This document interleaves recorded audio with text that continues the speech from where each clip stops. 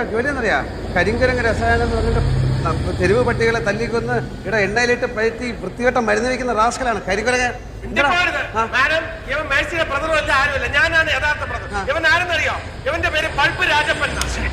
Pulp എവിടെ കണ്ടാലും ഈ ലേഡീസ് ഹോസ്റ്റലിൽ നിറച്ച് ബൾബുണ്ടല്ലോ, അടിച്ചു മാറ്റാൻ വന്നിരിക്കാം.